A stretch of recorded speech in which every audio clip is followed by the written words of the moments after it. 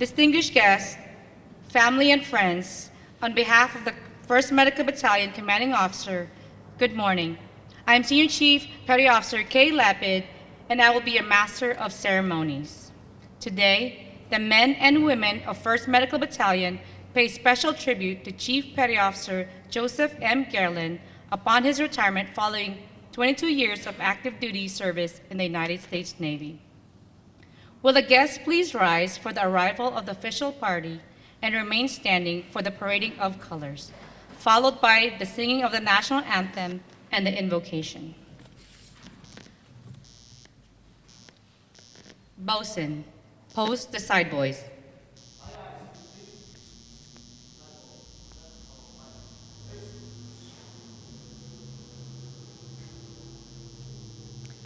Sound, 2 bells.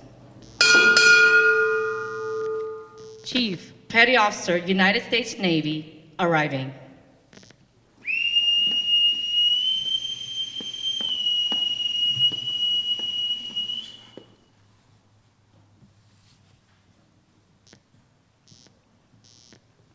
Sound, 2 bells.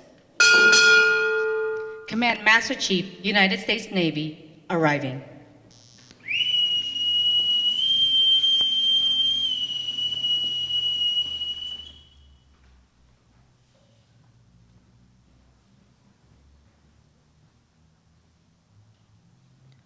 Lieutenant Commander, United States Navy, arriving.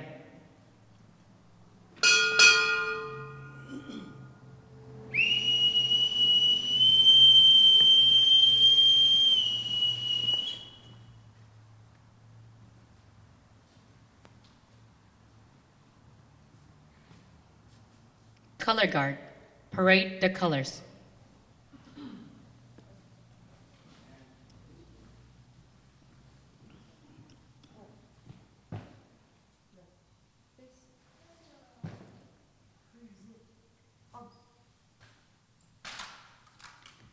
Chief Stephanie Moe will now sing the national anthem. Oh, say, can you see by the dawn's early light what so proudly we hailed at the twilight's last gleaming, whose broad stripes and bright stars through the perilous fight o'er the ramparts we watched were so gallantly streaming, and the rockets' red glare, the bombs bursting in air, gave proof through the night that our flag was still there. Oh, say does that star-spangled banner yet wave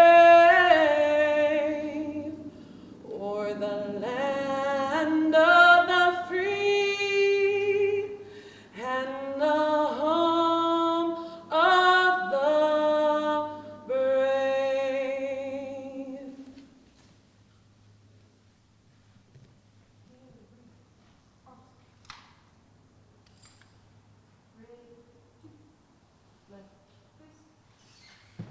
Color Guard, retire the colors.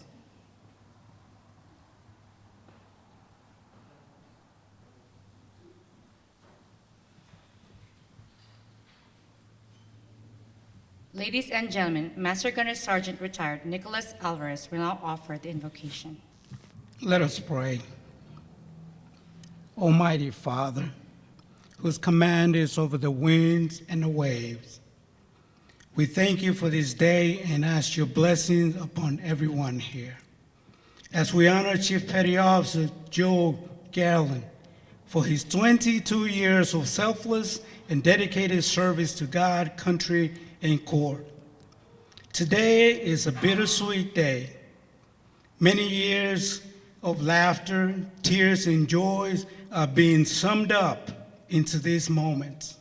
May Chief Petty Officer Gaerlan's legacy in the United States Navy be lasting and carried on by those he has led and trained in the past as they take his place on the watch. At the same time, it is a new beginning as the blank page for the next chapter of his life awaits to be written. May your favor, blessings, and graciousness rest upon him and his family. So we look forward with Joe and Joanne, their children, Jolene and Joe Jr. Just as Joe has made it to this chapter in his life, Heavenly Father, it is evident that the love and nurturing poured into his life by family members, Virginia, Emma, Bill, Frank, and Judy, which have gone to be with you, has not come in vain. We are confident that they are smiling down and filled with joy as they witness this chapter of life being closed. We ask that you keep this family energized to do your will. Open new doors and opportunities for them to shine your light of goodness upon our world. We trust beyond the shadow of a doubt that you will keep them in the palm of your mighty hands where they can never be removed. And your grace will overshadow them every step of the way from this day forward.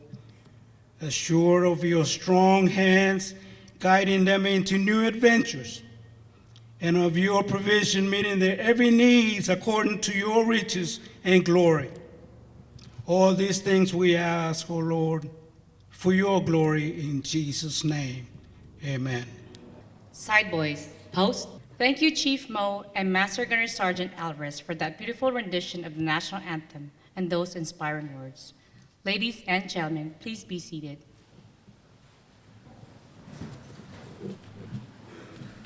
We are gathered this morning to witness the final benchmark in a very full and successful 22-year military career and to share our gratitude for this dedicated and faithful shipmate.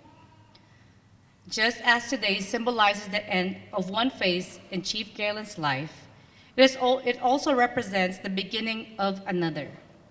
So our gathering today gives us the opportunity to offer your prayers and blessings towards a very successful future as he and his family looks forward to a life filled with new challenges and rewards.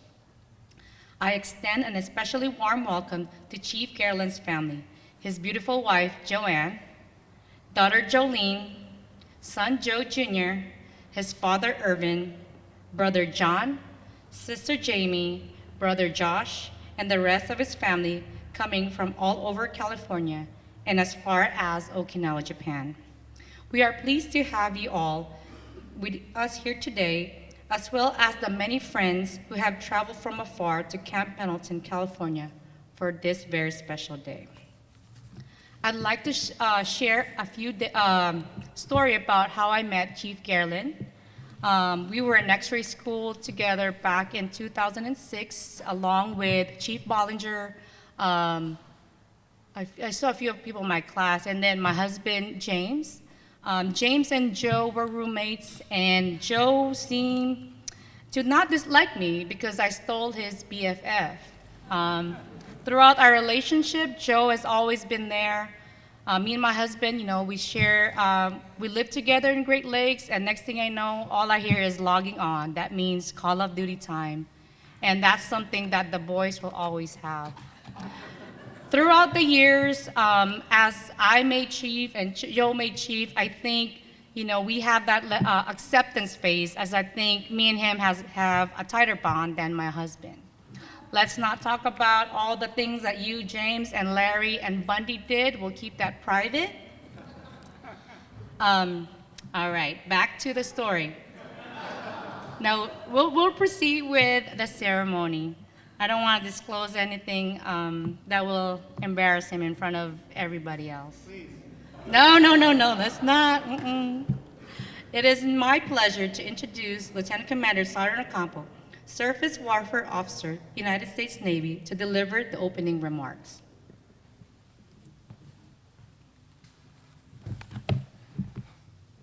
Thank you, Senior Chief. All right, good morning, everyone. Can everybody hear me back there? All right, good deal. Good morning, everyone, or as they say in Germany, where I flew in from a few days ago, Guten Morgen. So it's an honor for me to be here today to recognize the man behind me today, Hospital Corpsman Chief Petty Officer Joseph Gaerlan. But first, before I forget, I'd like to say thanks to Chief Bollinger and all those who helped make this day a truly special day for a truly special person and family. Also want to give an acknowledgement to his wife Joanne, the children Jolene and Joe Jr., Uncle Irvin and Auntie Virginia, and the rest of the Gaerlan family for being here as well too. For those who do not know me, I'm but one of the many characters in Joe's life story who entered it in an interesting way, kind of like Senior Chief. Now, this story I'm about to tell is old hat between Joe and myself, but nevertheless, it's our sea story. And it wouldn't surprise me if some of you met him in a similar way. So I take us back to circa August 1999, Great Lakes, Illinois. Now, before I go on, have you ever had an instant where you met someone who just rubbed you the wrong way and was instantly put into your "this person sucks" category? Like that person in the parking lot who takes the spot that you've been waiting for, that kind of person? Well, you see where this is leading. Anyway, I had been a recent graduate from Navy's finest boot camp across the street, and I was checking into the medical facility to get my medical record for an appointment. And this tall, young, spiky-haired hospital corpsman dude, mind you, he was an E3 like me at the time, as he had 3 stripes on his arm, just like I did. He says to me with the most condescending tone, "Hey, last 4 recruit." That's Joe Gaerlan, ladies and gentlemen. Honestly, I was taken aback as I was thinking, why is this guy acting all boot camp drill instructor to me? I mean, he was serious. So anyway, I gave him my last 4 of my social, but key takeaways of that interaction were, number 1, this guy sucks. Number 2, I assumed this guy was busted down in rank, was just mad at the world. And number 3, if this guy ever served with me on the ship. Anyways, fast forward to circa January 2001, USS Rainier, Aweigh 7, finest oiler in the fleet, baby. Bremerton, Washington, and myself, well, I'm now Fire Controlman 2nd Class Petty Officer Ocampo, and who do I get the pleasure of seeing as the new guy checking on board? Yeah, none other than Hospital Corpsman Joseph Gaerlan. That guy's on my ship. This tour's gonna suck now. Well, as big a ship as it was, the size of the ship just got smaller. But long story short, through the sharing of the same berthing compartment to standing the same duty section of watches, I learned that this guy that sucked wasn't all that bad. In fact, he came from the same area that my family did, his being from Pittsburgh, California, and mine being from Antioch, next door. But we became really close when he and I, along with several others like Buck Graydon, Brian Grubbs, and Tony Moore out there in the crowd, achieved the elite status of road dogs, aka Liberty Buddies, during our March through September 2001 deployment. And even closer when we went through the September 11th, 2001 events together.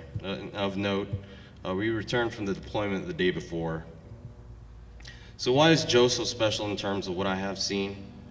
First, his character has a profound effect on why he is a successful human being.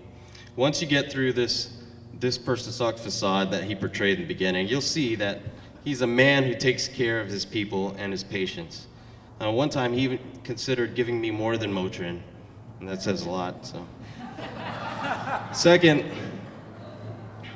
he takes the tough assignments. Like some of you attending this ceremony, Joe has been in some hairy places that truly deserves the phrase, "Thank you for your service." What's even tougher is having to say goodbye to your family to fulfill those obligations. And third, Joe has been able to maintain the relationships with those who have been a part of his story. As a career military guy, I know firsthand how challenging that may be. And Joe, look around the room to see who you shared some of these special times with.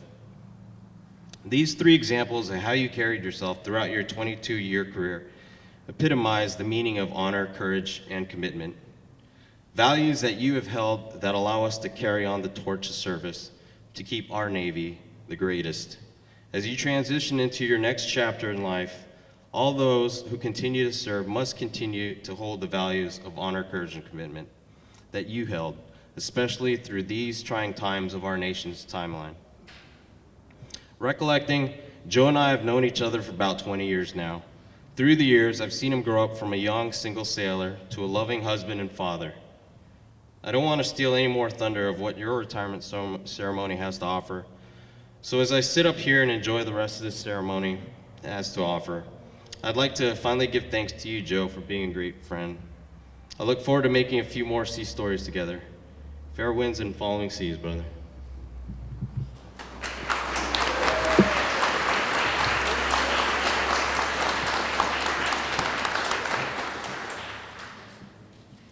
Thank you, Lieutenant Commander Ocampo. At this time, I would like to present our guest speaker, Command Master Chief Steve Hart. He is currently the CNC of 1st Dental Battalion, Naval Dental Center, Camp Pendleton. Ladies and gentlemen, please join me in welcoming Command Master Chief Steve Hart.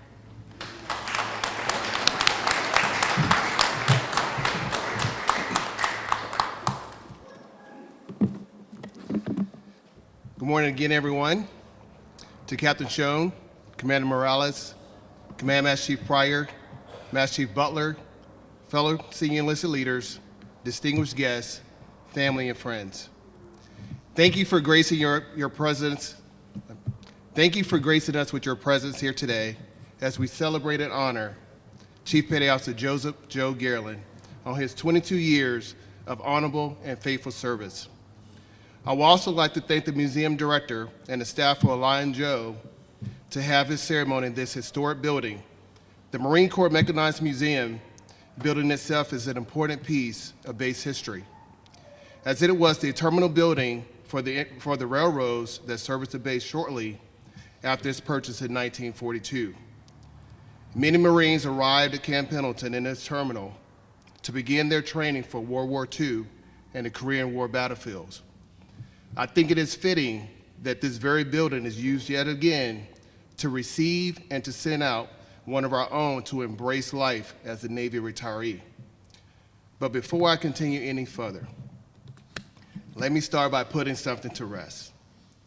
If you had asked me 20 days ago if I would be standing here today as Joe's guest speaker, I would have said no. You see, I wasn't Joe's first choice.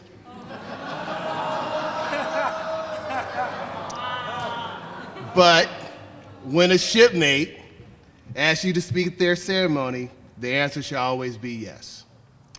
Made no mistake about it, I wasn't jumping for joy. I didn't immediately call home and tell my wife I got this amazing assignment. Rather, I seized the opportunity to change the narrative. You see, I've been to many retirement ceremonies during my time in the Navy, and I can clearly recall most guest speakers being crusty, or should I say extremely well-seasoned shipmates. Joe, I am glad you decided to break from that tradition. I would also like to personally welcome our distinguished guests here today, Joe's family and friends, some who have come from near and far to be with us today. To Joe's wife, Joanne, daughter, Jolene, son, Joe Jr., father, Mr. Gaerlan, and his mother, Mrs. Gaerlan, who is no longer with us, with them, but certainly looking down from beyond the pearly gates of heaven. I'm sure she is in your thoughts, and I know she is proud of you today. Each and every one of you have played an important role in shaping Joe into the outstanding husband, father, and sailor we know. Thank you for sharing him with us for 22 years. I immediately start to think, what should I talk about? What shouldn't I say? Should I highlight all of the wonderful accomplishments Joe has achieved over his military career? Should I poke fun at him? Should I stare at his high school yearbook photo, which I do have, by the way, or some other items to elicit a good laugh? I did come across a few quotes that may help define Joe's retirement for you. Virginia Graham said, "When some people retire, it's going to be mighty hard to be able to tell the difference." Milton Berle said, "The company accountant is shy in retiring. He's shy $250,000. That's why he's retiring." Joe, have you cleared finance yet? I was working on it. I'm not sure if this applies to you, Joe, because I haven't worked closely with you in the past few years, but Robert Half said, "There are some who start their retirement long before they stop working." Is that true? Okay. 6 months, come on.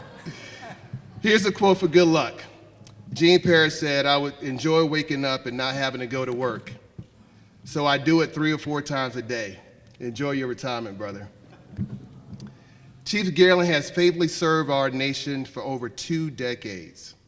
I first met Joe when he reported to duty at Naval Hospital Camp Pendleton in September 2003, following his assignment aboard the USS Rainier. I was the leading petty officer of the radiology department, and Joe checked in as a newly promoted 3rd class petty officer. It was during his initial check-in that I noticed something special about Joe. I also noticed that he was tired, and after we heard Commander, I can see why. For those that have been stationed aboard a ship or with an operational command as a young sailor, you either love it or you hate it. There's rarely anything in between. Joe was clearly somewhere in between and unsure of his future in the military. The fact that he earned his enlisted surface warfare and aviation warfare specialist devices let me know he didn't shy away from challenges. Like many leaders in this room, it is very easy to spot that special something in our sailors, even before they notice it in themselves. I was so impressed by his work ethic as a radiology technologist that I immediately knew that he would be a very competitive candidate for the Junior Sailor of the Quarter, first quarter 2004. Yep, Joe essentially received his unit identification markers, rockers, was instructed to sew them on as soon as possible, complete some correspondence courses, and stand by to be prepared and prepped for the board.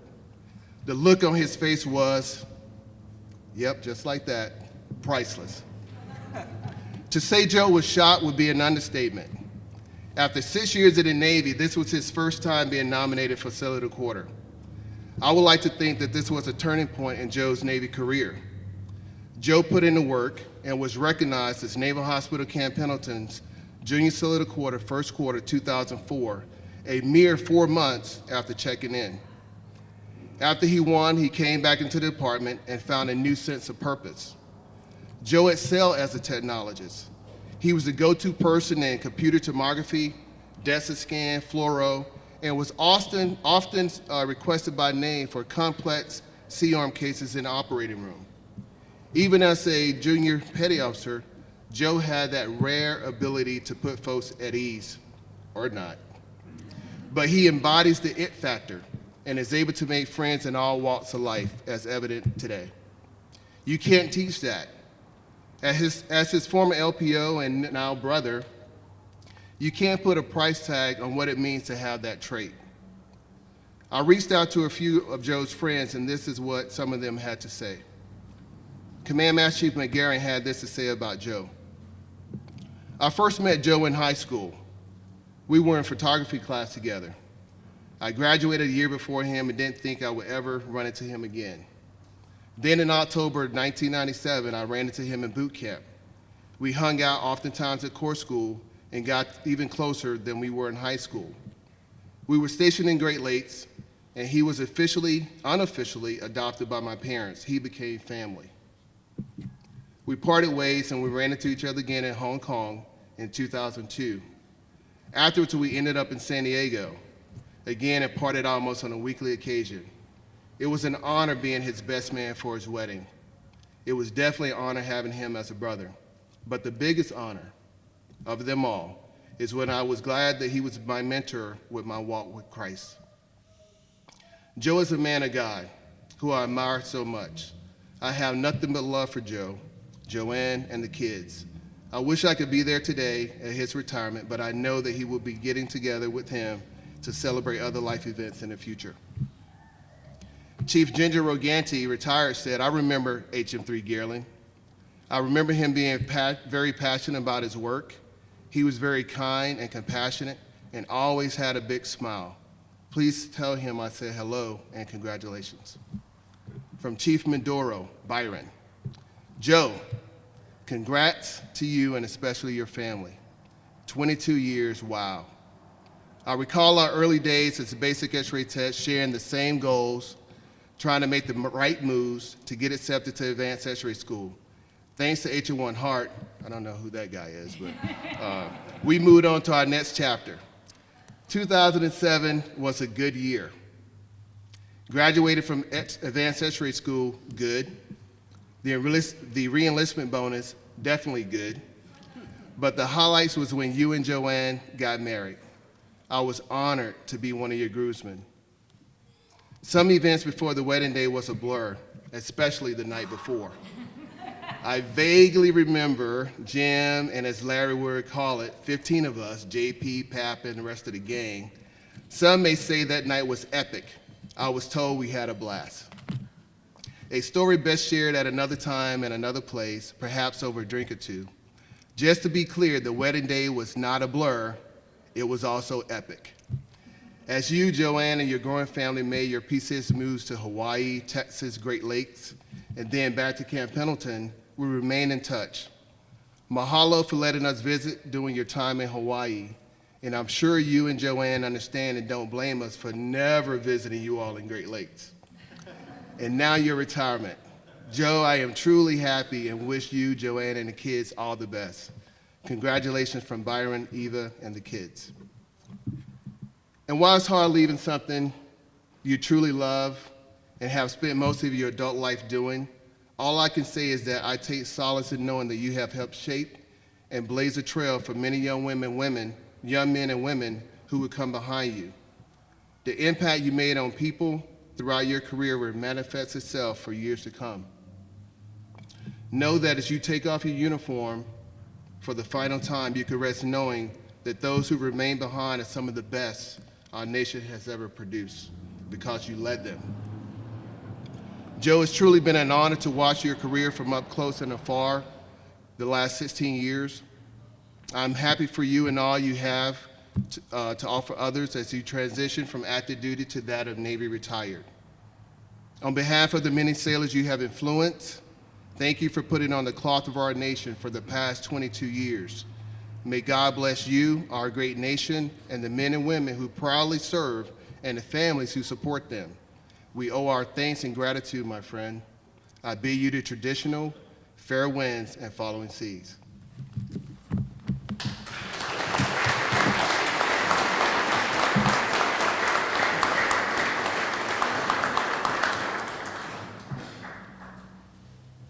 Thank you, Command Master Chief Hart, for your remarks.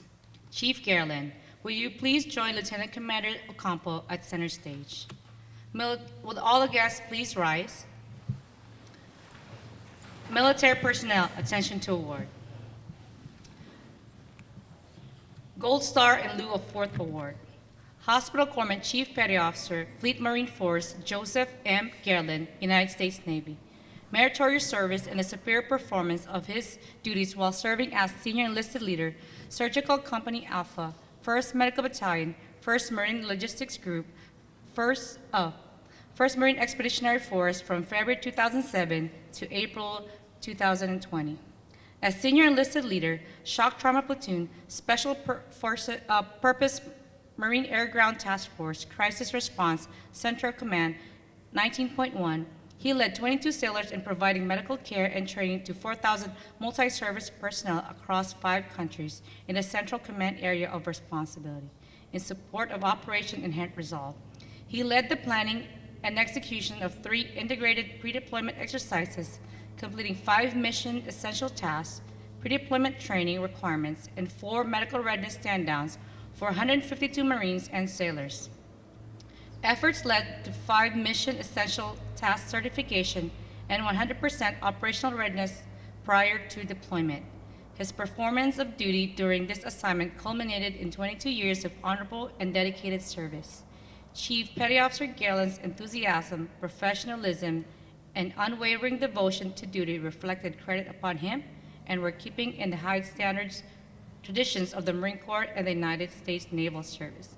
Given this 10th day of January 2020 for the Secretary of the Navy, S.T. Sean, Captain, Medical Service Corps, United States Navy, commanding. Ladies and gentlemen, please be seated. Oh, you have to say? Chief Gaerlan is also being presented several letters of appreciation to include the President of the United States, the Surgeon General of the Navy, the Master Chief Petty Officer of the Navy, and the Director of the Hospital Corps.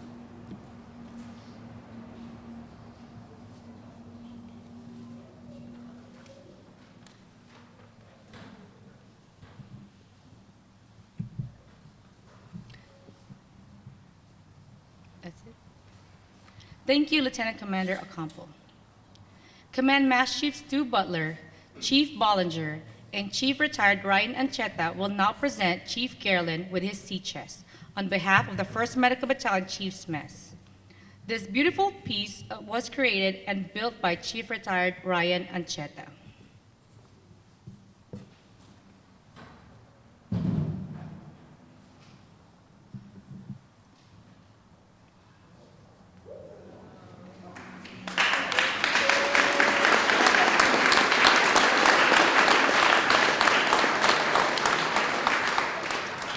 There are several symbols by which Chief Petty Officers are recognized. The most widely recognized are the anchors we wear.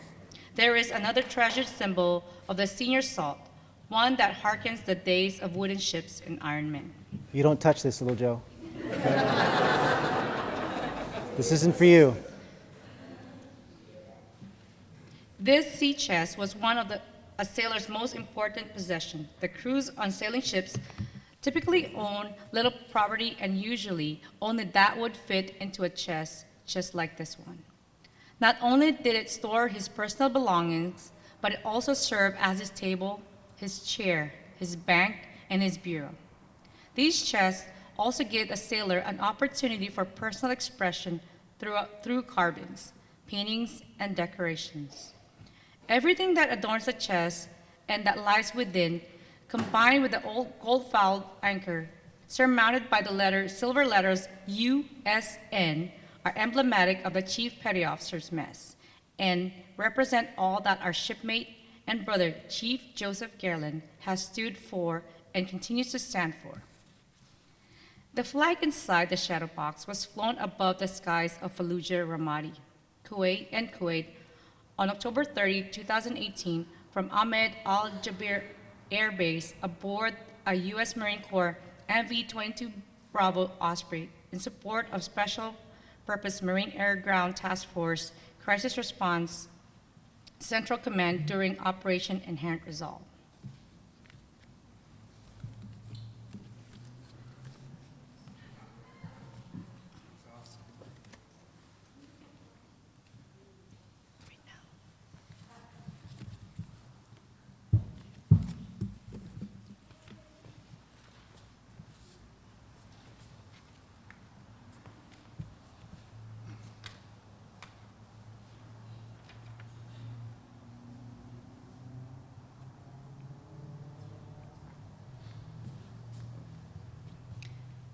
Thank you, Command Master Chief Stu Butler, Chief Bollinger, and Chief Retired Ancheta for the beautiful sea chest presentation.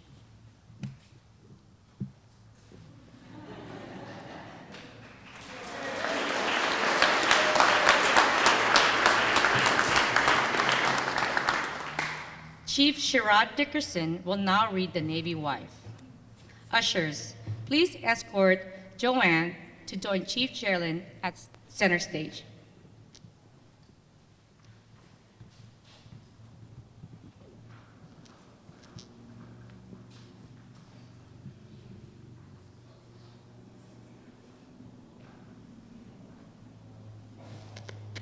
When the Lord was creating Navy wives, He was into his 6th day of overtime. An angel appeared and said, "Are you having trouble with this one? What's wrong with the standard model?" The Lord replied, "Have you seen the specifications on this one? She has to be completely independent, have the quality of both mother and father during deployments, be a perfect host to 4 or 100 people, run all day on nothing but chai tea lattes and the Holy Spirit, be able to handle the flu and birthdays on her own, move around the world if need be at a moment's notice, have a kiss that can heal anything from a child's torn valentine to her husband's weary day, have the patience of a saint when waiting for her sailor to come home, have 6 pairs of hands, and have a tempered sense of humor able to withstand the humor of a coconut from Pittsburgh, California.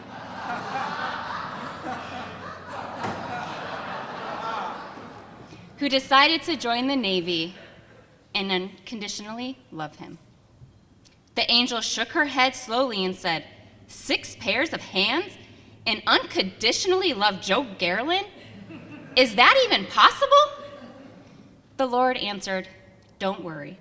We'll create other Navy wives to help. Besides, it's not his crazy, humorous antics that are the problem. It's her heart. Her heart must swell with pride in her husband, sustain the ache of separations, beat soundly and strongly when too tired to do so, and be large enough to say, 'I understand,' when really she doesn't, and say, 'I love you,' regardless." "Lord," said the angel, "come to bed. You can finish this tomorrow. It's just too much." "I can't," said the Lord. "I'm so close to making something unique.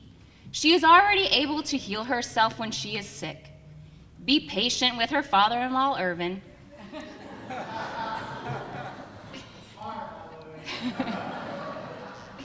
And wave goodbye to her husband from a pier or a runway, and fully understand that it's important to our country that he deploys.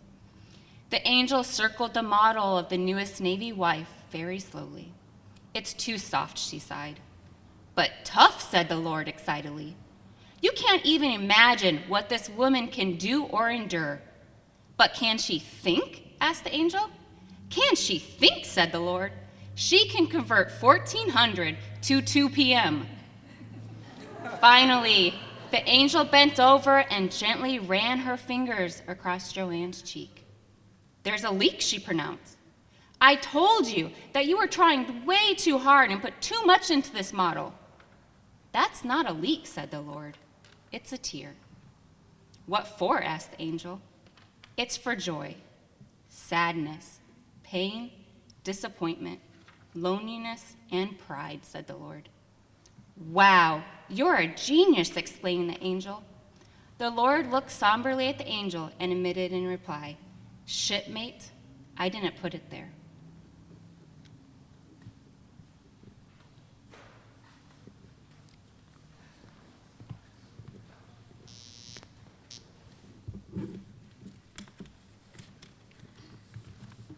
Thank you, Chief Dickerson.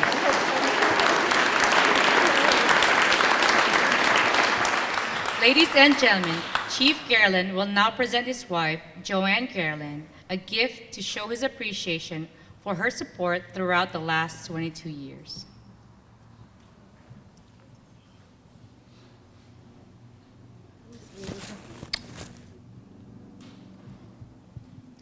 Lieutenant Commander Ocampo will now present Chief Gaerlan's children, Jolene and Joe Jr., with a letter of appreciation. Ushers, please escort Jolene and Joe Jr. to join Lieutenant Commander Ocampo and Chief Gaerlan at center stage.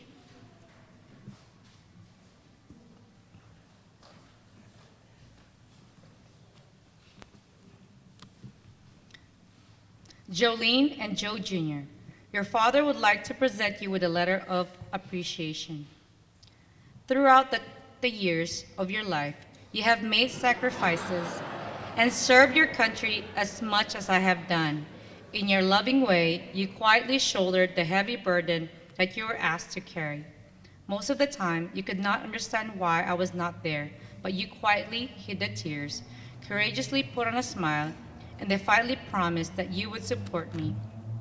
You were there then, as now, one of the most important parts of my life, and it was your love that enabled you to assure me that what I was doing was important. I missed so many holidays and countless special occasions, while you were left at home to worry while I was on difficult missions. You had to say goodbye to friends when we moved throughout the years, and you had to change schools. Your resilience and self-confidence throughout those frequent moves gave me strength. I am proud of you, for it was your love and support that sustained me in those difficult times. There's no way in my mind that I could have been a success in the military without your support, your understanding, and most importantly, your unquestionable love. Thank you for being there for me, always. Thank you.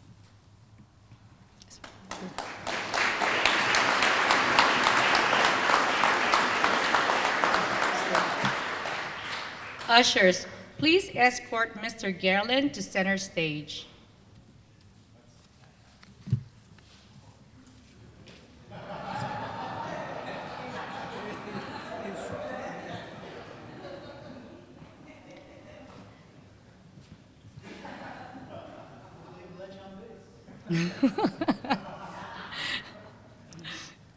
Mr. Gaerlan, your son would like to present you with a Parent's Medal to show his appreciation for your love and support over the years. The Military Parent Medal, Irvin Francisco Gaerlan, the sacrifice the parent of a military member rendered is beyond compare. As a parent, they willingly offer their blessings when the child is compelled to serve their country. If it were not for the military parent, through their child service, America would not enjoy all the freedoms that exist today. The Military Parent Medal is cast in gold and silver cross, which symbolize how meaningful you are to me. Within the gold center is a compass rose depicting the guidance and direction that you have instilled within me. The two-piece laurel leaf wreath shows your constant offering of love and support for the decisions I have made throughout my life. The raised rippled top edging is indicative of the many opportunities you offered to me. There are 4 stars around the lower half of the silver ring, symbolic of your teachings of duty, honor, integrity, and devotion. In the lower center of the outer ring is a shield for your teachings of traditions and respect for our country. The Military Parent Medal is my way of saying you were then, as of now, one of the most important parts of my life. It was your love, understanding, and assurance that enabled me to know what I was accomplishing was important. Thank you for being there for me.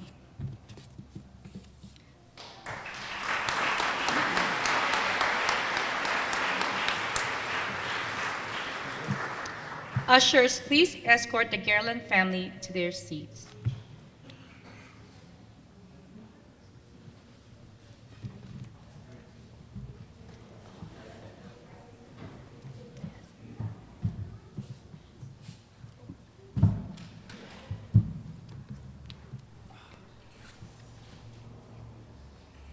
Flag folding detail. Post.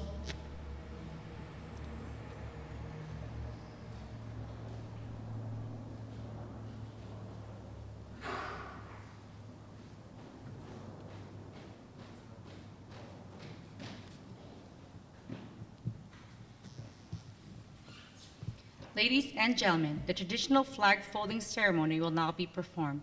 Senior Chief Mario Lyons will now deliver 13 folds.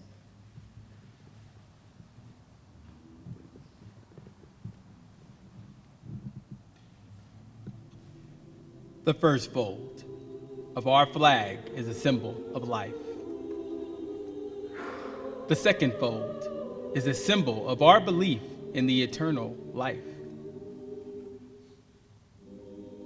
The third fold is made in honor and remembrance of the veterans departing our ranks and who gave a portion of his or her life for the defense of our country to attain peace throughout the world. The fourth fold represents our weaker nature. As American citizens trusting in God, it is to Him we turn in times of peace as well as in times of war for His divine guidance.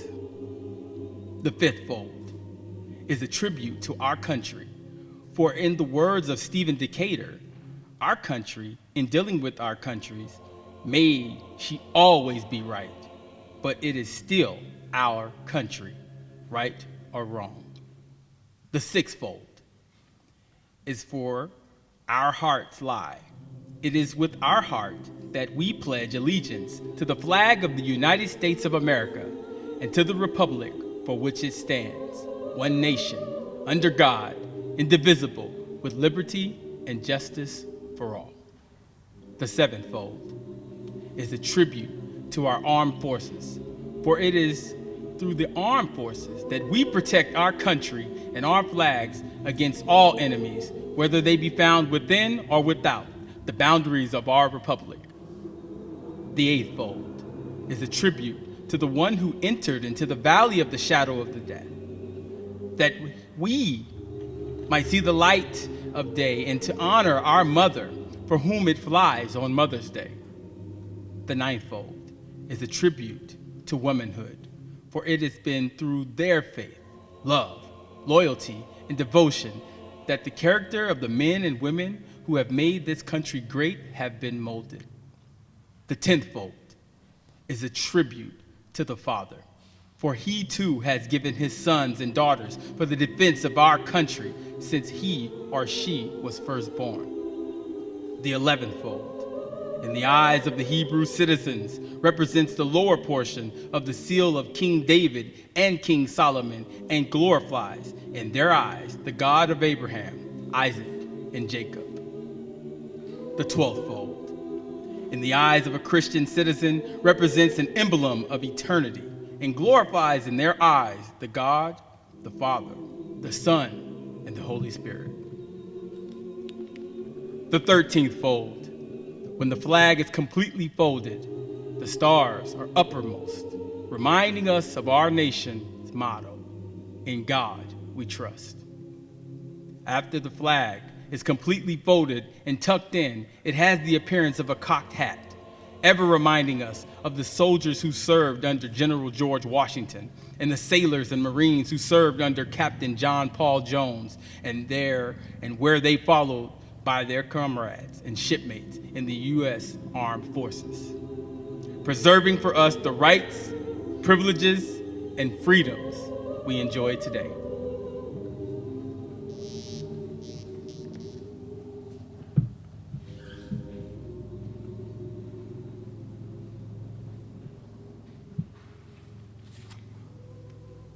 Thank you, Senior Chief Lyons.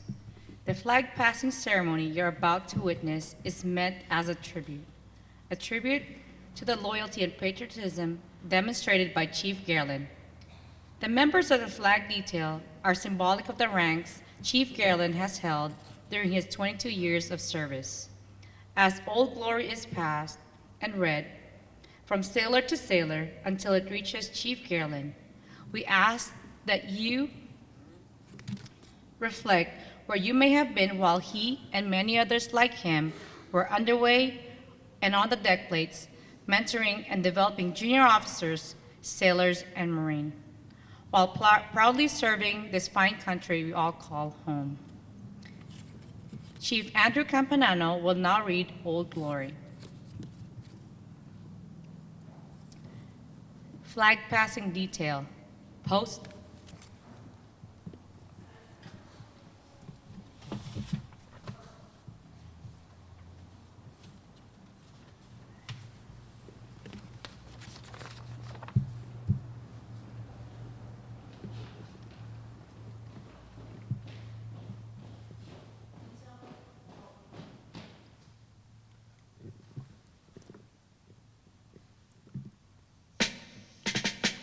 I am the flag of the United States of America. My name is Old Glory. I fly atop the world's tallest buildings. I stand watch in America's halls of justice. I fly majestically over great institutions of learning. I stand guard with the greatest military power in the world. Look up and see me.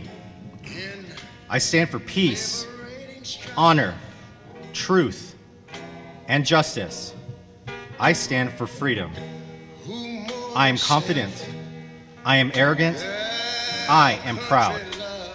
When I am flown with my fellow banners, my head is held a little higher. My colors are a little truer. I bow to no one. I am revered. I am loved. And I am feared. For more than 200 years, I have fought in every battle of every war. Gettysburg, Shiloh, Appomattox, San Juan Hill, the trenches of France, the Argonne Forest, Anzio, Rome, the beaches of Normandy, the jungles of Guam, Okinawa, Tarawa, Korea, Vietnam, and in the heat of the Persian Gulf and a score of other places. Long forgotten by all, but those who were there with me. I was there. I led my sailors and Marines. I followed them. I watched over them. They loved me. I was on a small hill on Iwo Jima. I was dirty, battle-torn, and tired, but my sailors and Marines cheered me. I was proud. I have been soiled, burned, torn, and trampled on the streets of countries that I have helped to set free. It does not hurt, for I am invincible. I have been soiled, burned, torn, and trampled on the streets of my own country. And when it is done by those with whom I have served within battle, it hurts. But I shall overcome, for I am strong. I have slipped the surly bounds of earth, and from my vantage point on the moon, I stand watch over the new frontiers of space. I have been a silent witness to all of America's finest hours. I have flown over the top of the World Trade Center, and after September 11, 2001, I have flown over its rubble to remind the evil in our world that my spirit will not be crushed. My spirit will not be broken. But my finest hour comes when I am torn into strips to be used as bandages for my wounded comrades on the field of battle. When I fly half-mast to honor my soldiers, sailors, and Marines, when I lie in the trembling arms of a grieving mother at the gravesite of her fallen son or daughter, I am proud. My name is Old Glory. Long may I wave. Dear God, long may I wave.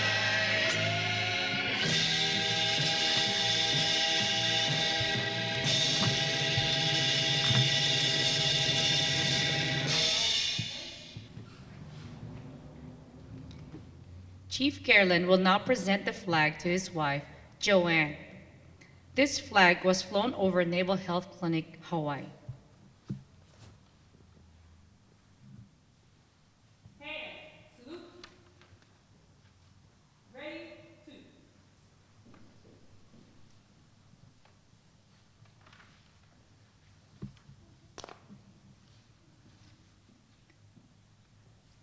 Flag detail.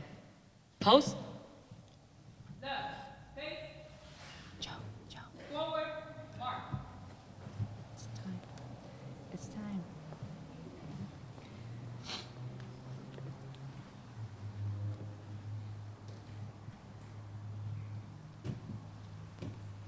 Ladies and gentlemen, it's time. I present to you Chief Joseph M. Gaerlan.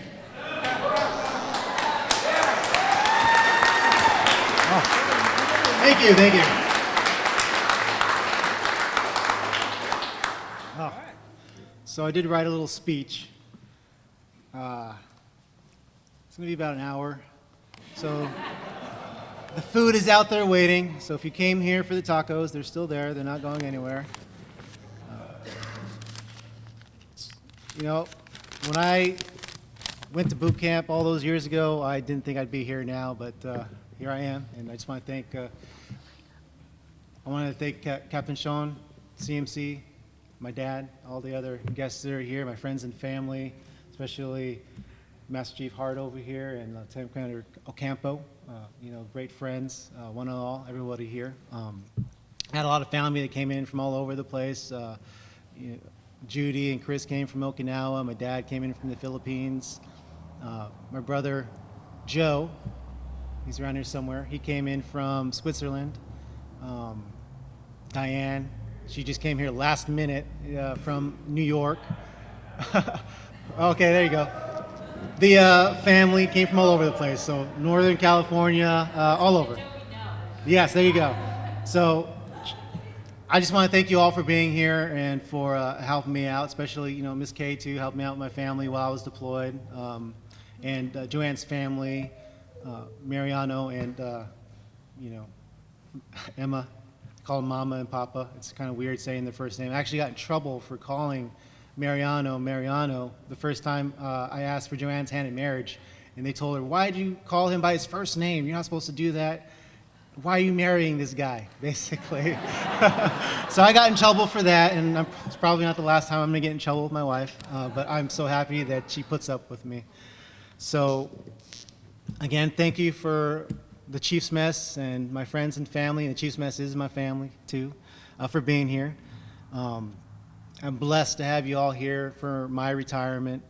I invited a bunch of people. Normally we do retirement ceremonies like this, and I didn't expect this, and I didn't expect all these people to show up.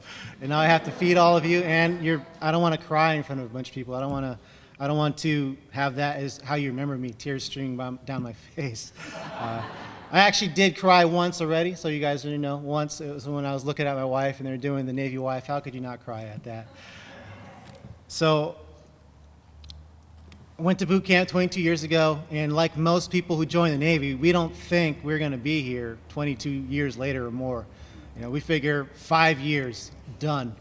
And it was pre-9/11, so this was peacetime Navy at the time. And just like how we're in peacetime now, except for what's going on in Iran, a lot of us really can't handle that peacetime because it's just so boring waiting for the next thing to happen. And for those of us who've went out and done that special MAGTF deployment, it's so boring waiting for something to happen. But we're there, we're ready, and we're right where we need to be when something happens. Just like our brothers and sisters who are out there right now with the special MAGTF, who got called up with everything that's going on in Iran. So, prayers to them, pray for them every night. Make sure that they come back home to us safely. So this decision for me, came from a friend of mine, Jason Josen. Some of us may know Ryan Poulet back there, knows who this guy is. He actually tricked me, I guess to say, to joining in the Navy. He said, "Hey, bro, let's go talk to this guy. He's my uncle, blah, blah, blah." I had already taken my ASVAB, and yeah, they got me. And I ended up joining the Navy. And Ryan over there, first time he met me, he knew me as the guy. If you guys ever seen the guy in Half Baked, he's the guy that's like always there, sleeping on the couch. I was on the ship, so I was always on their couch because I didn't want to stay on the ship because I was a young sailor, didn't have money to stay out in time and get BAH. I was on their couch, so I was that guy. So thank you, Ryan, for letting me sleep on your couch.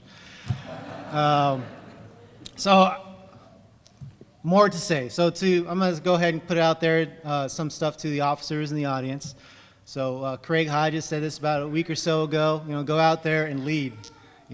Get out there. Don't be comfortable sitting behind your desk or doing whatever you're doing. You got to get out there and you got to meet your sailors. You got to care about them because they actually appreciate that. I actually butted heads with the officers that I deployed with on the special MAGTF, but I knew that their hearts were in the right place. So if your heart's in the right place and your goal is, for the mission, for the sailors, then, it doesn't matter if we don't agree. What matters is when we come outside those doors, we agree on what's best for the mission, what's best for the sailors. So, again, don't be afraid. Lieutenant Cawthorn, who's with me with 7th ESB, he wasn't afraid to ask questions. That's all you have to do is have an open heart, open mind to learning. We're not better than each other here. We're working with each other here. So that's where we should be with, the officers and the Chief's Mess. We're here to mentor and guide, and you just have to take that and not think that you're better, because you're definitely superior in rank, but we're all here together working as a team. So I had a hard time with them, but you know what? I love them anyway, because we're here together, and eventually they're going to be somebody's CEO. They're going to be in charge of somebody, so you have to give them that support. So thank you to all the officers I have ever worked with. No matter how it has been, it's made me a better leader and a better person, even if we didn't agree. So to the Chief's Mess, it's been the greatest honor of my life to be accepted as a genuine chief. I never thought that I would be the chief coming up in the Navy. In fact, when I made first class petty officer, I was like, yes, 20 years, I can get out. I can make it all the way to the end. But I listened to my mentors, Eric Del Rosario, Vince Cabalbag, a lot of different mentors that I had. Stu Butler, he even gave me some good advice back in the day, Master Chief over here, and it made me realize, you know what, I need to get off and not be complacent, not be comfortable. Even though I was accepting all these hard jobs, just do what you're told, and if you can do more, do it. Don't just sit back and do nothing, waiting for something to come to you. You know, you can pray all you want for things to come to you, but if you're not doing anything to help it along, then you're just wasting your time, spinning your wheels. So again, making chief is the greatest of my life, other than marrying my wife, of course. She's we don't have to be our sailors' best friends as the chief, but we should at least be approachable. I remember, a lot of you remember this, many years ago in the Navy, you only saw your chief when you were in trouble. So earlier in my career, I saw my chief quite a bit, actually. But, and then otherwise they're out playing golf or something. They're on their page or something. I did not know what they were doing. I just thought they were just mythical being that just showed up when I messed up to call me out on my failures and try to set me on the right track. But a chief told me, you either, as I was looking at my orders, leaving Great Lakes back in the late 90s, you need to go to sea or you need to go to school.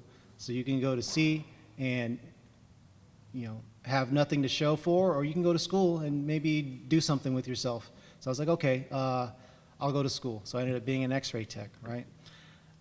That's all in my bio. You don't have to, I'm not going to go expound on that anymore. Needless to say, years later, when I got to Naval Health Clinic Hawaii, right after graduating advanced X-ray school with John Sarame, Kay Lapid, Arlo, of course, who's my sponsor over here, a bunch of my X-ray class that's here, I thought that my life at sea was over, because these guys that are techs, they don't have to do anything, right?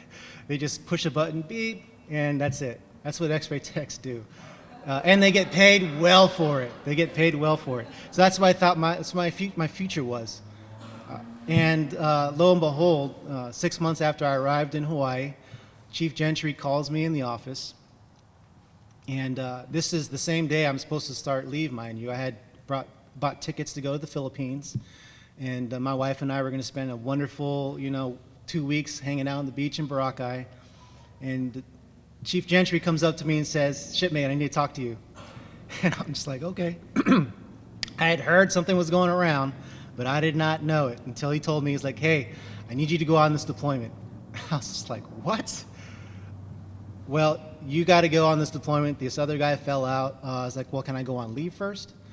And he said no, of course. And so instead of checking into a beautiful hotel in Boracay, I checked into 2nd Battalion, 3rd Marines in Kaneohe Bay, Hawaii, and started my life over again.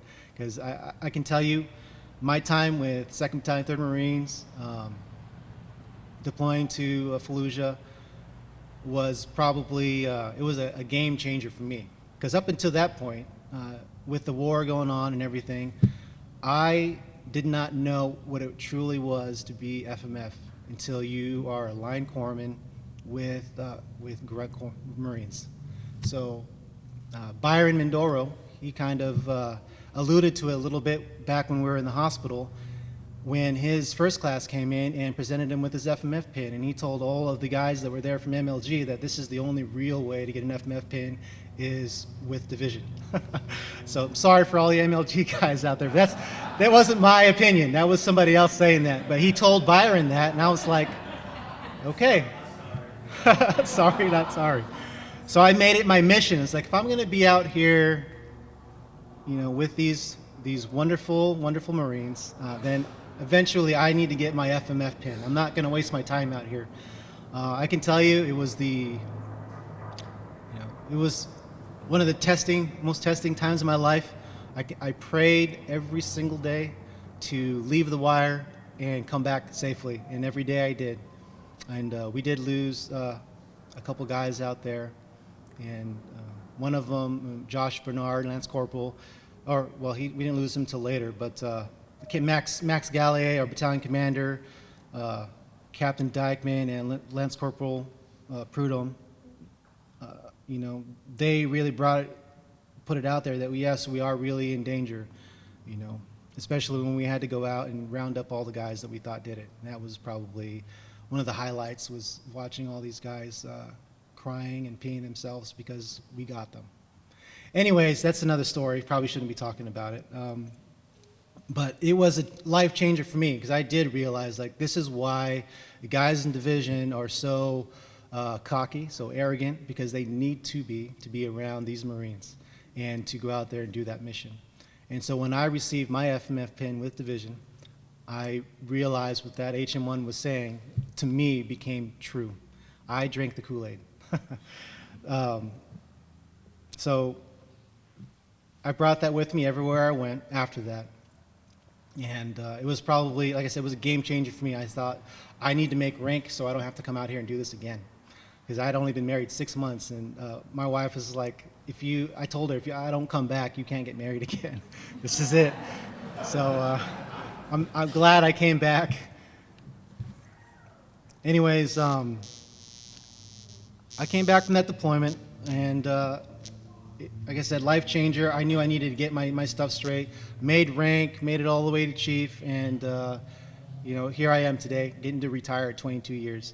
And making the decision to retire wasn't easy, because you love your work. Any chief in here, any sailor in here knows that it's hard to let go, because when you're taking care of your sailors and you're putting your all on the line for them, because we say we do this for God, for country, but really, we do it for our brothers and sisters left and right of us. If when you're on that in that combat zone or in that hospital, wherever you are, we're really doing our job for each other, and that's what makes it so important and so hard to let go, because the relationships that we make here, that I know I'm going to have for a long time, and I really appreciate that about the Navy.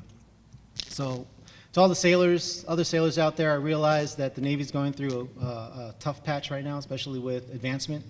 But it was like that years ago. It's just a cycle. It's going to come back around. You guys are going to be able to promote, okay? I remember one year in the Navy, they promoted like one second-class dental tech or one first-class dental tech in the whole entire Navy.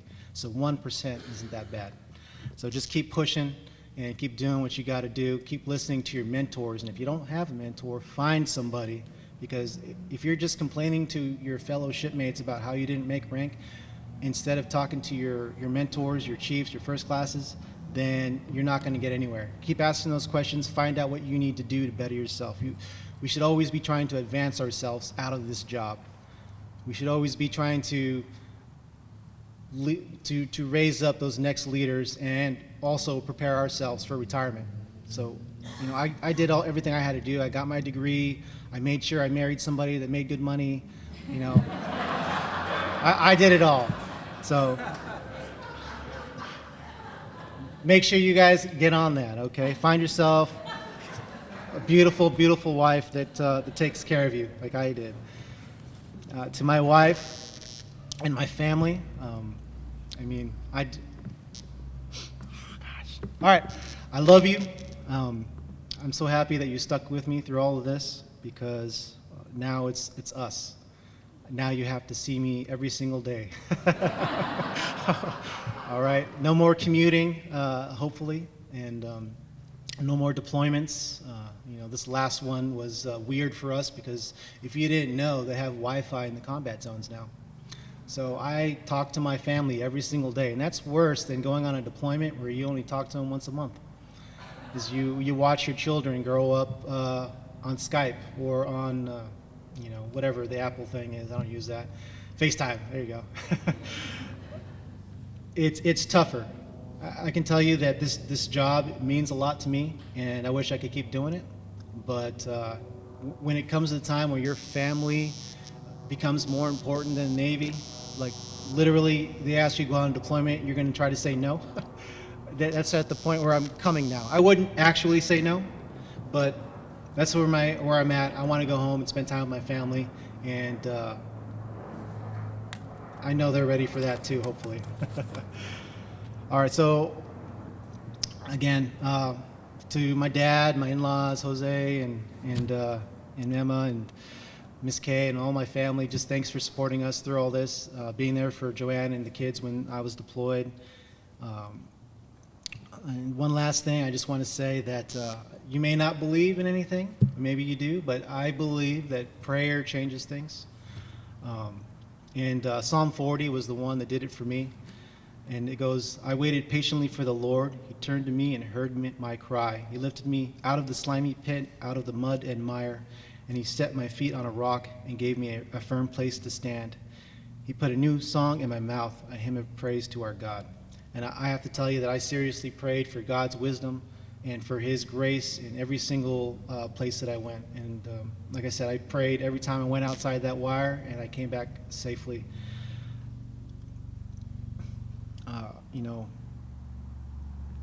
I prayed for the orders that I got. We ended up here in Camp Pendleton, even though we wanted to go to Okinawa. But that was God's will. Here I am retiring. I prayed for advancement. If it was God's will, I made it to chief. So I was lucky, blessed enough to be a chief petty officer in the world's finest, most powerful Navy. And I prayed about retirement, whether or not I should retire. And some of you, everyone who's here, I'm pretty sure you're just here to make sure I go outside that door and don't come back. But yeah, I thank you again for being here. Prayer is the reason, why I'm here and why I was successful. And I prayed for a beautiful wife that made good money. And I got my beautiful wife and my beautiful children. So thank you. And I'm going to stop talking now because I don't want to cry, and I know everyone wants tacos. So thank you, everybody, for being here. It really means a lot to me. It really means a lot to my family, and I love all of you. If we cross paths in the future, which I'm sure many of us will, I am here for you. By the way, I'm going to put a plug out there one last time for the military internship program for United Health Group. So that's the reason why I'm not working particularly in the Navy now. I've been working for United Health Group since the beginning of December, and it's been an eye-opener to see that the civilian side isn't as put together as we think it is. It's just like the military, they have the same problems. So if you're looking for another job, United Health Group Military Internship Program, I'm gonna put a plug in there for that, all right? Are you getting paid? The Navy's paying me still, so they're not paying me. So thank you.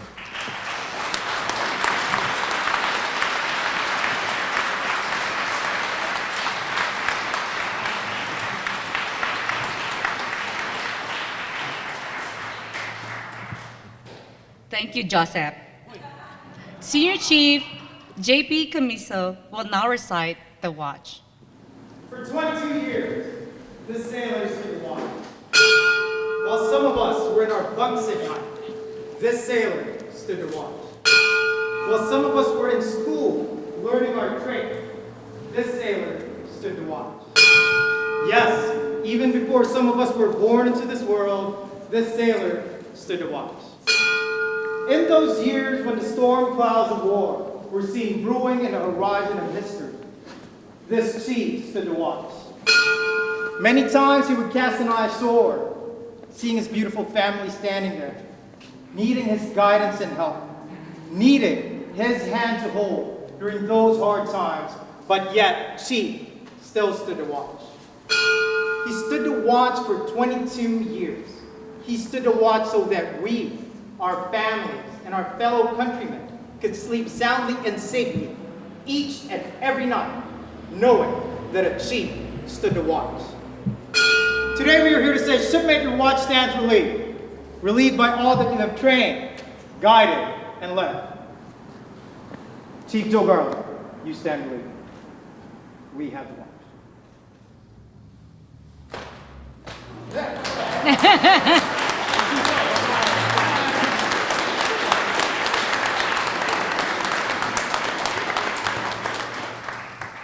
Thank you, Senior Chief Comiso. Chief Retired Larry De Leon will now read the Chief Petty Officer Retirement Creed. All chiefs, past and present, please cover and stand at attention.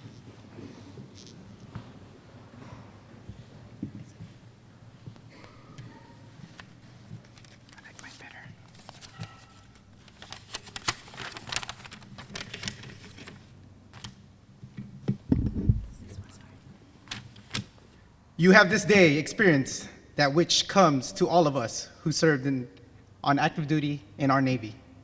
I say our Navy because your departure from active duty in no way terminates your relationship. By law and tradition, U.S. Navy retirees are always on the rolls, ever ready to lead their service when the needs arise. The respect you earned as the chief was based on the same attributes that you will now carry into retirement. You should have no regrets. Do not view your retirement as an end of an era, but rather as orders to a new challenging assignment to form of independent duty.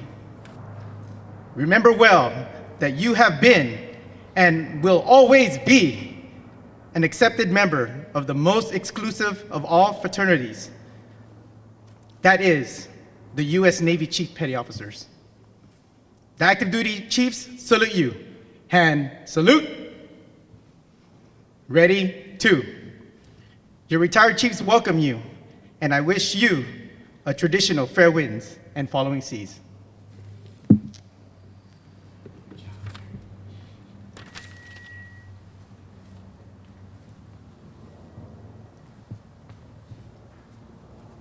Thank you, Mr. Laird de Leon. Ladies and gentlemen, please rise for the benediction by Master Gunnery Sergeant Retired Alvarez. Chief Gaerlan just mentioned about prayers, changing things. When he contacted me about praying, doing the invocation benediction here today, he said, "Can you do it?" I'm like, "Okay, I can do it. Of course, it's an honor."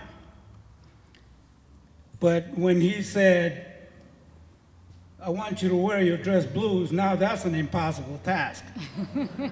That comment took me to the prayer room, took me to the sauna. I'm not going to say how many hours, but the bottom line is that I had to put my "with God all things possible" mentalities on, and I'm in this uniform today because God does deliver His word. Our gracious and Heavenly Father, we thank you for Joe and his family. We pray that this event has come as a praise to you, Lord, as we give you the glory and honor for what has taken place here today. For sure, certain, something special. We thank you for each participant and all the support received from different sections, for we know that you are the ultimate provider. As we conclude this retirement ceremony and depart to our destination, whether around the block or we going around the globe, we pray that you will place your impenetrable hedge of protection around each person as they travel.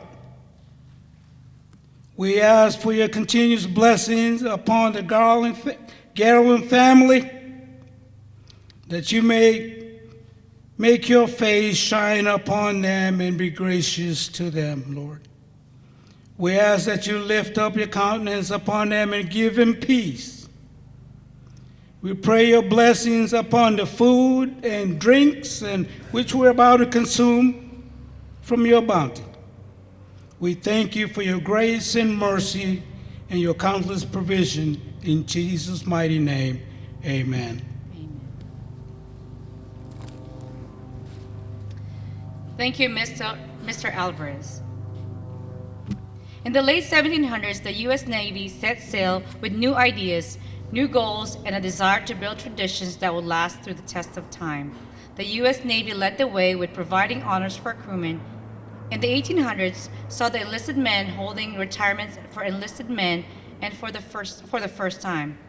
The captain would allow the jolly boat to take the enlisted retiree ashore. Then, after the Civil War, commanding officers began to hold enlisted retirement ceremonies to show the crew that he and the Navy recognized the immeasurable contributions of its enlisted sailors.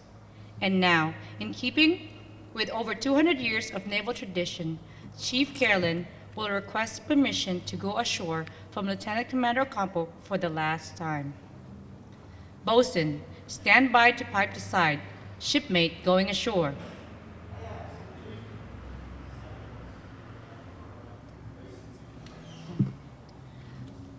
You got a request permission?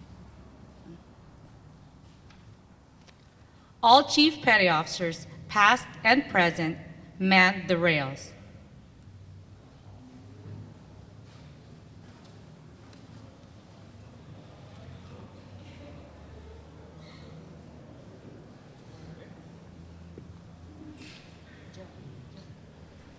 Sound, 2 bells. Chief, Hospital Corpsman, Joseph, logging on, call of duty, Penumbra, Alara, retired, departing.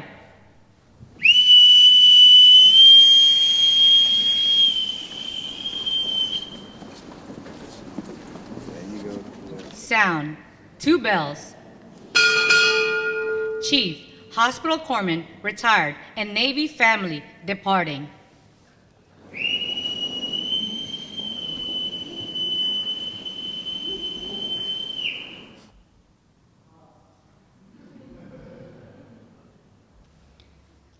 Ladies and gentlemen, please rise for the playing of the Anchors Aweigh and the Marines Hymn.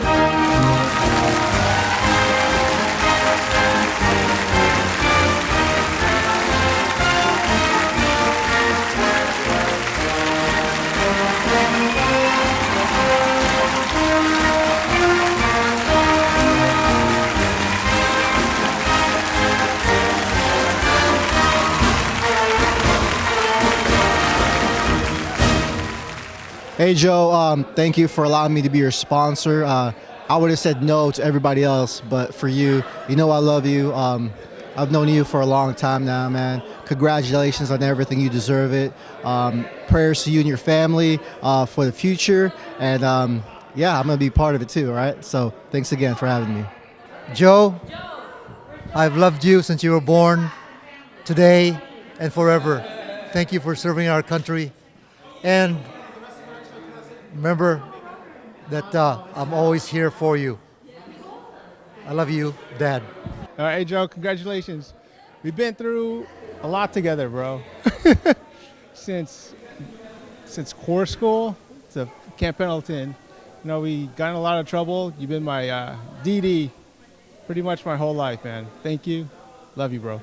Hi, Joe. Congratulations. We're so proud of you, and we are blessed to have served with you. Thanks for everything you've done for me, for us, for the battalion, and God bless. And take care. If you ever need anything, you know how to get a hold of me and us. We love you, bro. Love you. So, John, do you remember the time we had with Joe in class? Yes. It was a lot of crazy stuff, Joe. I know you did not like me. I knew it. It was going on for years. We know that, okay?